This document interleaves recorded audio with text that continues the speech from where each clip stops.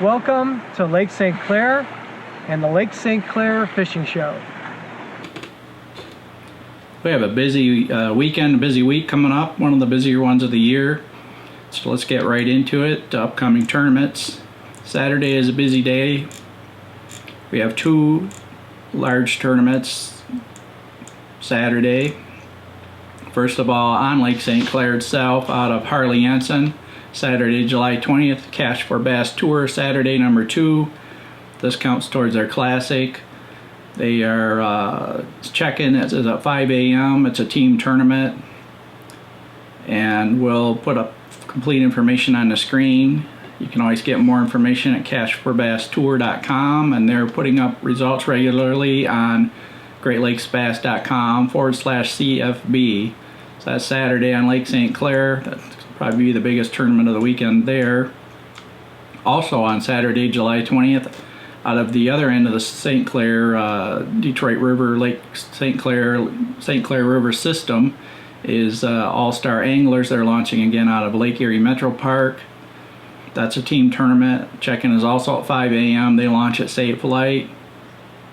We'll put further information about how to find out about that tournament up on the screen, so you can start from either end of the gamut there.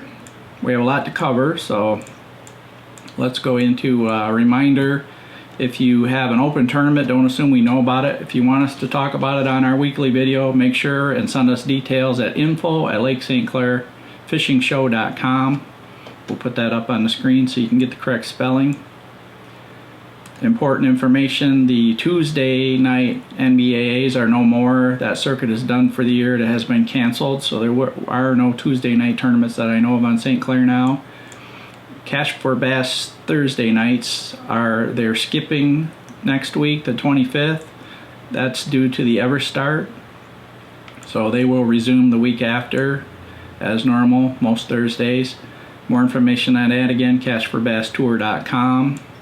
So that leads us right into the biggest tournament coming up the following week, and that is the Everstart Series Central Division on Detroit River. That's a 3-day tournament. It's a Pro-Am tournament, similar to BFL, but a higher payout. It starts Thursday, July 25th, runs through Saturday, July 27th. They're launching out of Elizabeth Park. There's a meeting on Wednesday, the 24th at Elizabeth Park. We'll put up information about how to get into that. It's a $1,000 entry fee for the boaters and $400 entry fee for the co-angler. I think first place for the boater is about $40,000. So you can expect to see a lot of rat boats running around because of that, and because of the upcoming Elite Series tournament. We saw some rat boats running around Saturday. There'll probably be, I'm going to say, anywhere from 100 to 160 boats in this tournament. So starting Saturday, Sunday, things will be a little busier out there on the entire system. I think with Heath's victory in the BFL with that large Lake Erie weight, that's going to cause a lot of people to wonder, should they go to Lake Erie or Lake St. Clair? So that should cause an interesting fishing situation. That's the upcoming tournaments for this period for Lake St. Clair Fishing Show number 6. Looking at recent tournament results, big tournament last week was the Walmart Bass Fishing League BFL Michigan Division. It launched out of the Detroit River. They had 99 boats, which I think is the biggest tournament so far on Lake St. Clair this year, or the let's call it the Lake St. Clair system. Winning weight was pretty good. Interesting story behind that. GreatLakesBass.com member Heath Wagner was actually the boater winner of that's a boater co-angler tournament. The boaters fish against each other from the front of the deck. The co-anglers fish against each other from the back of the deck. He had a whopping 23 pounds, 8 ounces. And it's interesting that he ran to Lake Erie. He said he ran about 40 miles out into Lake Erie, fished 29 feet of water on a stretch of gravel that he found side imaging a few years ago. And he said normally the fish would not be that deep or out that far. And he kind of was surprised by how good he did. He caught him on a 3/8 ounce head, smoked purple flash tube. So it's kind of what I was thinking, that a lot of times the preconceived notions can affect our fishing. And rather than assume the fish are going to all be way behind, he ran out and fished a summer pattern, thinking it was a little early, and lo and behold, he won the tournament easily. A lot of the top weights came from Lake St. Clair, though. But second place, we dropped right down to 19 pounds 12 ounces, but still pretty solid. It took this is 5 fish for one person. This isn't a team, so it's not the best fish combined. Top 10 was still 17 pounds 9 ounces. Top 4 were all over 19 pounds. So still pretty good, solid catches of fish. A lot of the similar people bringing in the big catches, some new names. What I always like to see about Lake St. Clair, the koi angler side, and this is the person fishing in the back of the deck, Zach Zernak from Ortonville, Michigan, won with 19 pounds 13 ounces. That's a pretty good 5 fish limit for a koi angler. And the top 2 were over 19 pounds, and still top 10, it took 17 pounds to make the top 10. That's fishing from the back of the deck, so that's a solid fishery. Very interesting coming into the summer bite off of the post spawn and the mayfly hatch. Big bass for the boater side was Matt Elkins, 5 pounds 10 ounces, and JJ Smith on the koi angler side, 5 pounds 5 ounces. So some pretty nice bass. That was last Saturday the 13th. That was the biggest tournament. Again, there was no tournaments I'm aware of any major size on Sunday the 14th. There was a cash for bass tournament on Thursday. We don't have the results for this week, but the previous week, July 11th. That's a 3-hour tournament Thursday evening. Veritech and Cervenek won with 16.29 pounds, and second place was 16.02. Big bass was 4.49 pounds. Decent weights for a Thursday evening 3-hour tournament. So that's the previous tournament results from last week. Give you an idea kind of what's been happening out on the lake. Now that the summer bite is on, the question on everybody's mind is it time to go after the smallmouth bass in the St. Clair River and its channels? Today, Mark Hill and I are going to start at the mouth of the shipping channel, work our way up the St. Clair River, and see what we can find. St. Clair cutoff.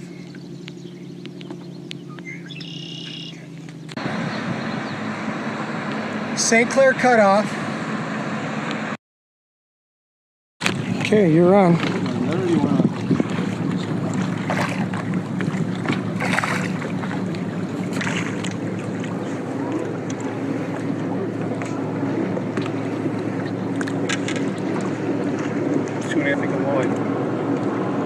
Another South Channel smallmouth.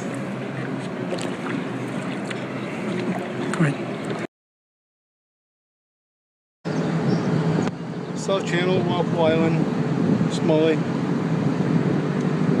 Walpole Island, South Channel, Smalley. And then louder.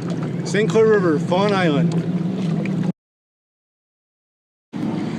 North Channel, St. Clair River, on an extreme bass tackle, triple threat. Middle Channel, Canadian Mist drop shot too. Alright, so we took a good look at the channels there. We covered the area all the way from the end of the channel system, the mouth of the river, all the way up to Fawn Island today. Even though we didn't get the big fish we were looking for, finding smallmouth on these spots means everything. That means the bass are occupying the river. The fact that we didn't get the big ones might mean that they may be there tomorrow, or it may take another week or so till more big fish to move in and make more of these spots more viable. Still, we felt like we were around big fish today. We did see some in the shallows. Now, I stuck with the tube all day, and it did pay off. When I finally got down to the North Channel, I got a couple of better fish down there at the North Channel. And also, the tube paid off for me on the shallow flats when we were fishing by the St. Clair cutoff. Those are 2 areas. Now, on those shallow flats, I could have fished with a buzzbait, with spinnerbait, jerkbait, but the tube was working perfectly. By throwing the tube into open areas, I was able to get a reaction strike from these smallmouth. and it was very consistent everywhere we went. So that was solid today. However, Mark outfished me pretty badly today with the drop shot tube. Mostly he was using the Canadian Mist on a drop shot rig, and everywhere we went, Mark was picking up fish, and usually bigger fish and more fish than I was at each spot. So that was working well as Canadian Mist drop shot for him. Nevertheless, towards the end, when we were in the North Channel, I was able to pick up some bigger fish on the bottom with the tube while Mark was still using the drop shot. Nevertheless, I'd go with the drop shot in this case. Mark came out with a lot more fish than I did. If you own the Mark Maps and you have Mark Maps Live, you can see the spots we fished today. This is 7/14. Look under June 14th in Mark Maps Live, and you'll see better detail on the spots that we fished today. Well, thanks for joining Mark and I on our trip up the St. Clair River. It was fun. It was a hot day, but also we caught a lot of fish too. Good luck out there this weekend. Well, let's get right to fishing reports. There's a lot happening now. Things are really picking up. We're definitely going into the summer bite, and I can vouch for that myself. I made it out Saturday on Lake St. Clair. Got to see some of the BFL guys fishing. Saw some rat boats, 3 or 4. Couldn't recognize them all from a distance. I know Kotaro Kiriyama was out there. I saw his boat running around and saw his trailer parked at the same ramp we launched at. Might throw a picture of that up here just so you can see. He's got a wrapped camper van truck kind of deal. So it was an interesting day seeing that people were fishing just about all the depths, and I'm seeing that in a lot of the fishing reports, although in general most people are concentrating on Lake St. Clair and that deeper water, anywhere from 13 to 17 feet of water. A lot of people are saying much past 17 they're not getting many fish. Reports are very similar. Still a lot of people in the mile roads. We spent some time there. Maybe Marine Cruiser Dan will throw up a picture of me with one of my nicer fish that I caught on a deep running crankbait out there. Just fishing scattered grass out in the deep flats off the spawning areas of the mile roads. So you see a lot of that reflected in the fishing reports. What was interesting to me was we caught bass anywhere from about 3 feet of water to about 16 feet of water. So there was bass scattered all over, and I think that reflects in some of the catches right now. You're seeing a lot of fish caught, but people are having a hard time catching a lot of the big fish. You get out there and you start catching anywhere from pound fish to 4-pound fish scattered all over around each other. You want to really fine-tune your pattern. So we have some fishing reports at greatlakesbass.com/Lake St. Clair fishing report.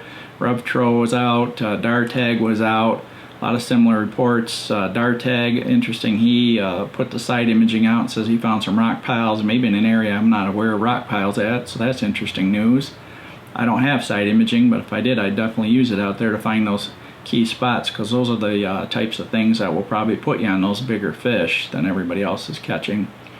But the important news is just the scattered fish and keying in on weed clumps and a little bit of weed growth out there, so you're just not fishing anywhere, especially if you don't like to do that drift and drag, which is not my favorite. But Marcel Veenstra, we're seeing similar results on him. They're getting a lot of fish, a lot of nice fish, a lot of those 2.5 to 3 3/4 4-pound fish. Captain Wayne, BassToTheFuture.com, he's talking about what we checked out too is we moved up into the river later in the day, and I was fishing with someone who's getting ready for the Everstart, so I don't want to go into too much detail and have him be unhappy with me, since he was nice enough to take me fishing. Thanks, Ben.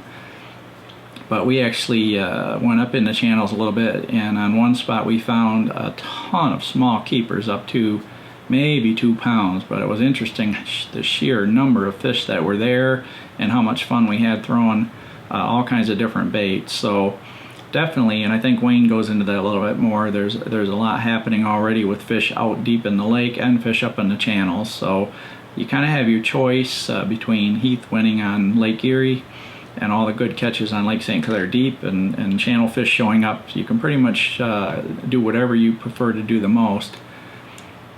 Expect to see quite a few boats out there, the rat boats running around.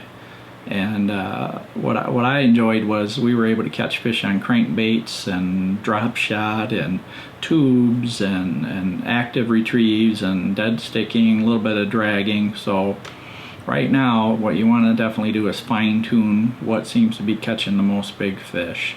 So whatever tools you have, that's your job for this upcoming week, is to fine tune, because there's definitely fish biting all over the place. As always, we want to definitely mention the weather on a big system like the Detroit River, Lake St. Clair River system. And right now it looks like the weekend may end up very similar to last weekend, with northeast to east winds, moderate by the time the weekend rolls around. It looks like you're in for a bumpy Friday though if you do get out on Friday, with anywhere far off the west shore, with the wind starting west 10 to 15 knots and kicking around to the northwest. But this shouldn't be too bumpy. Chance of thunderstorms and showers, probably because it's so hot out. My understanding is it's supposed to cool off a little bit, maybe by the weekend. But keep checking greatlakesbass.com/weather, and you can get the updated Lake St. Clair and Lake Erie weather forecast from there. Check them every few hours. Right now, northwest veering northeast on Saturday, and east winds and 5 to 10 knots. So it probably will seem very similar as far as weather-wise. There's been some discussion on lake levels, people noticing the water's a lot higher, and that is true on Lake St. Clair and Lake Erie both. Thanks to all that rain we had earlier this year, would be my guess. Since April 1, the lake is up about 1.5 feet. So if you go to the greatlakesbass.com/weather, you can also find links to lake levels, and that's NOAA tides and currents, and you can look at pretty much any period for a few days from early this year till now on all the lakes and see what the level was hour to hour and get a pretty good idea. So back on April 1st, it was a little under 573 feet above sea level, and right now it's at about 574.5. So about 1.5 feet up. That's good news for most of us, having a little bit more water. One other thing I want to mention, we may add this in, is suddenly there's some discussion recently about the speed limit for boats on the Great Lakes. So I wanted to mention, so you're aware and you're informed anyway, so you can make smart decisions. There is a speed limit, a water speed limit in Michigan, statewide on inland lakes and the Great Lakes within 1 mile of shore. The speed limit is 55 miles per hour. So now you know that, and you are aware of it. If you were in Michigan waters and you're more than 1 mile offshore in the Great Lakes, there is no speed limit. It is unlimited. The issue is apparently the Detroit River. People are pointing out that the whole river is basically 55 miles an hour. I cannot find a specific speed limit on the Canadian side for all bodies of water. Generally on the Canadian side, you want to look and see what is posted. If there's signs, you can see them in some areas. But the normal speed limit, the one that I do know of, is if you're within 30 meters of shore, that's approximately 100 feet, the speed limit is 10 kilometers per hour. So that's similar to a no-wake speed, and that's pretty much Michigan too, is 100 feet. On the Detroit River, it does get a little trickier. You want to definitely look at that map. It is linked on the greatlakesbass.com site of all the various no-wakes in the Detroit River. It's a lot more challenging. There are some no-wakes on Lake St. Clair too, so you do want to be aware of that. Some of those no-wakes are only for boats 26 feet and greater. But remember, in general, 100 feet from any object or shore is a good rule. That's no wake. Same thing in Canada. So, but be aware, there is a speed limit. It is there. Now, I don't know if they're going to start enforcing it suddenly or what that's all about, but I wanted to make sure that you knew about it. And that's all I have for week 6 for the Lake St. Clair Fishing Show. Hope you learned some things and hope you enjoy your time out on the water. Well, that's it for this week. Join us next week on Friday and every other Friday to the end of September, and we'll give you the latest news and bass fishing updates on Lake St. Clair. See you out there.